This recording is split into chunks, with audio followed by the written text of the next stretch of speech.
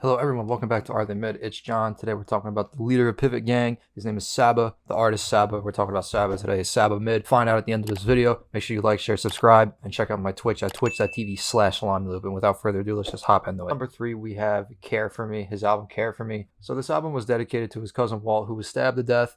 So it's a very dark, sad, grief kind of album for him. Beautiful album though. If you're into sad music and stuff like that, this is a beautiful album for that. Not everyone's cup of tea though, because no one wants to listen to an album and cry, but that's what we're getting at with this album. Beats are really slow. The album's a beautiful album, but it's weak compared to his other 2 albums that he has out. And but it's a beautiful statement, beautiful artistic statement all around. So out of the 50 albums of 2018, top best 50 albums of 2018, this album peaked at 23. So that's a pretty good number considering that you just passed the halfway marker. So I mean, you're halfway there. So coming up on number 2, we have A Few Good Things. This is his latest drop. It came out on February 4th, I believe.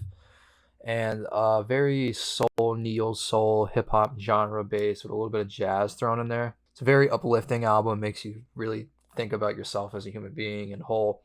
Great album, but it's average at best. Honestly, I feel like Care For Me had more of a theme to it than this album. This album doesn't necessarily have a theme unless you're looking at it in a more spiritual approach. So Billboard said that this album is an independent album, and it was labeled 44 of the best independent albums out so far. So take that with a grain of salt. I don't know what the 44 is out of. It could be 100, it could be 50. I don't know, but that's just what Billboard said. And this isn't a traditional hip hop album. It's definitely not. Definitely more focused towards neo soul and jazz. But in the end, it's still a pretty decent project. But like I said, average at best. So coming up on number 1, we have his first drop ever, which was the Bucket List Project. Now this album is really fucking good. So this album is a more upbeat and jazz sampled album, very rap based, more of a hip hop album. Definitely not leaning towards neo soul or anything like that. This is just strictly rap. Saba is really crafty with his storytelling in all his albums, but this one really takes the cake, considering that he has all his members on this album. Rolling Stones labeled this 12 out of 40 for the top hip-hop albums of 2016. And then Consequence of Sound actually compared this album to Kendrick's Section .8. If you're comparing this to Section .8, I can kind of see the reflection on it. But in the end, it's like you're comparing him to Kendrick, and this guy is just don't do that. He's new. He just got in. Don't compare him to Kung Fu Kenny. Kung Fu Kenny's a whole other beast. So if I had to rate Saba, I'm going to give Saba a 5.5 out of 10 just because I feel like this artist is going at his own pace with creating his career. So when Chance the Rapper dropped Coloring Book and, let Kanye down, all that crap, blah, blah, blah, he had Angels with Saba on it, and that kind of just paved the road a little bit for Saba. And then Saba came out with the Bucket List Project, which really took him to open doors, and he left the projects, blah, blah, blah.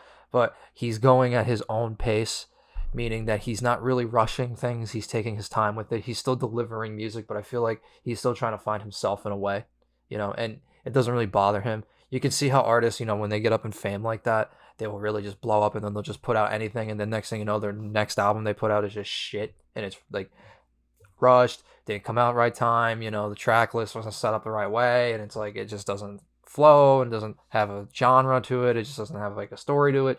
It just, don't rush perfection. I feel like that's what this artist is doing, is he's not trying to rush his career, and he's just growing into it, which is really humble in a way. Right now your beats are pretty hit or miss with certain songs. Most of your beats I hear are kind of lo-fi-ish, and it's just kind of like a stray repeat on that. But that's not bad in a sense, but again, it's like we switch it up maybe. Great lyricist, and he's great storytellers, wordplay is great, kind of crafty with it, but then again, it doesn't really always hit. Not to mention sometimes he does tend to slur his words a little bit, which, mumble rapping, blah, blah, blah, it's a new genre, blah, blah, blah. But in the end, it's like, if I can't decipher what you're saying, bro, then I'm just probably not going to listen to you. Like I said before, I'm not trying to bash on this artist. I'm not trying to make it seem like he's a terrible artist, because this individual is very talented. Saba's a very talented artist.